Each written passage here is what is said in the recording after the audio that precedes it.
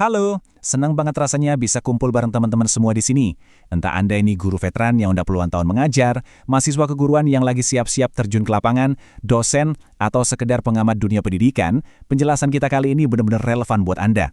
Hari ini kita bakal membedah tuntas sebuah topik yang jujur aja sering jadi momok, tapi sekaligus senjata paling ampuh di ruang kelas.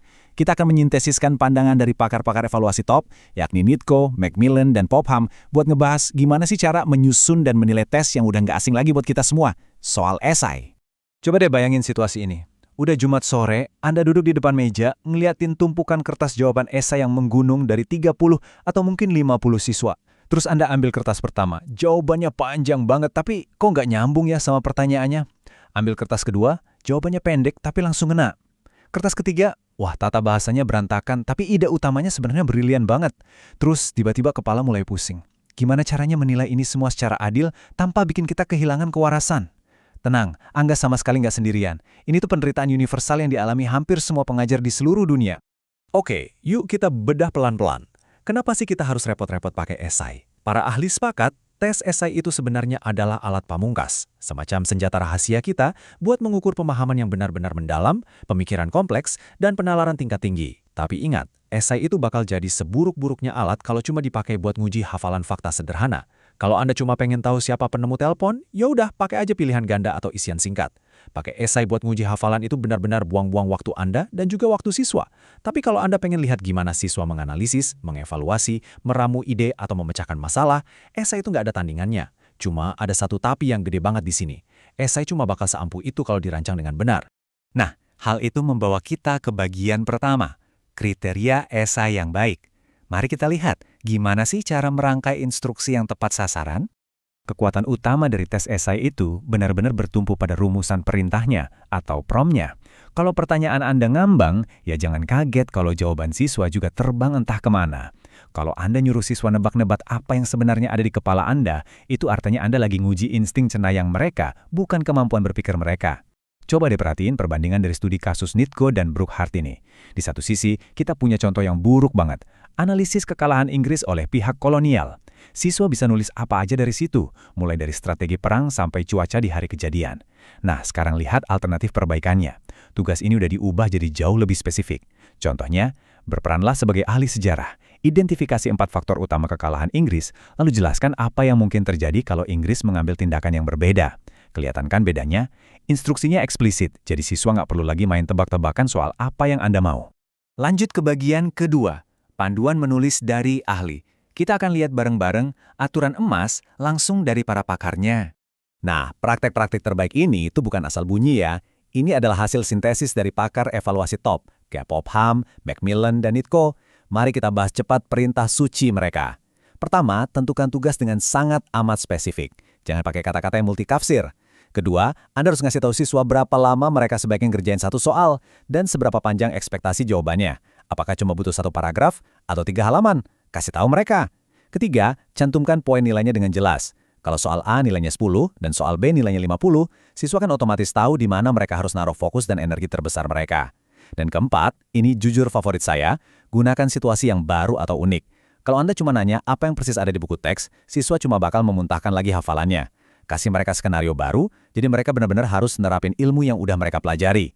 Intinya, kejelasan instruksi itu mutlak buat mencegah kebingungan dan jawabannya melenceng. Sekarang, ini nih kebiasaan yang sering banget kita lakuin sebagai pengajar, tapi ternyata sangat ditentang keras sama para pakar, ngasih pilihan soal. Pasti sering kan dengar instruksi kayak, jawab 3 dari 5 soal berikut. Pakar sekelas Popham tuh tegas banget bilang, jangan lakuin ini. Kenapa? Karena gini, saat si Budi ngejawab soal 1, 2, dan 3, sementara Ani ngejawab soal 3, 4, dan 5, mereka berdua tuh sebenarnya lagi ngerjain 2 tes yang berbeda. Tingkat kesulitannya otomatis beda dong. Ujung-ujungnya, Anda nggak bakal bisa membandingkan penguasaan materi Budi dan Ani secara adil. Logikanya, kalau kelima soal itu emang penting buat ngukur tujuan pembelajaran, ya berarti semua siswa wajib ngejawab semuanya. Adil kan? Lalu bagaimana biar kita bisa menilai hasil esai itu secara objektif? Masuk ke bagian ketiga, strategi penilaian yang adil.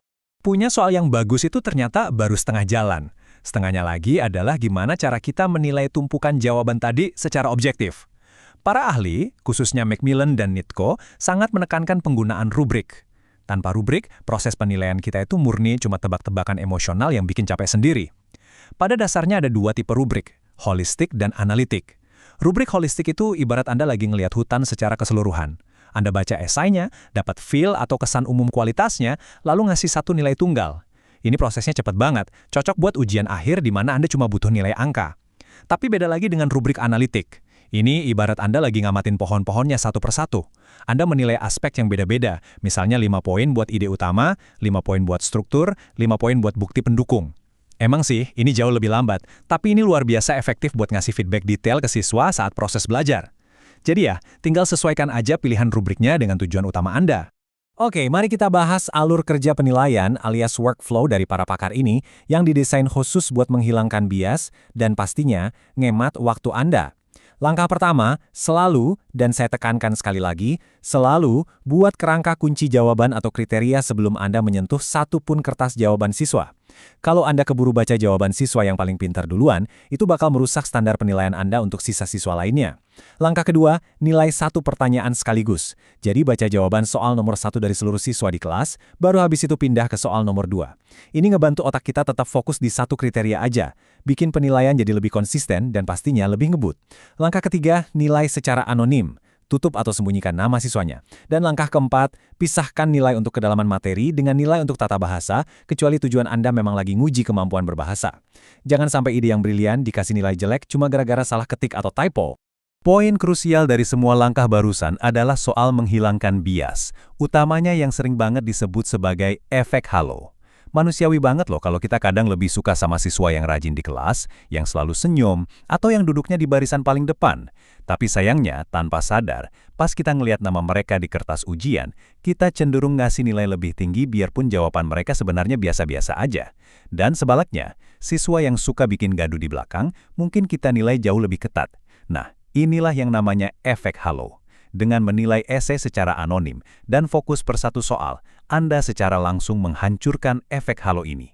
Anda memastikan bahwa yang dinilai murni kompetensi yang tertulis di kertas, bukan kepribadian atau perilaku si siswa. Sekarang, mari kita tarik benang merahnya di bagian keempat, kesimpulan dan poin kunci. Nggak terasa kita udah ngebahas banyak banget ya, mulai dari filosofi esai sampai taktik tempur di lapangan. Ini nih poin-poin penting yang wajib Anda bawa pulang hari ini.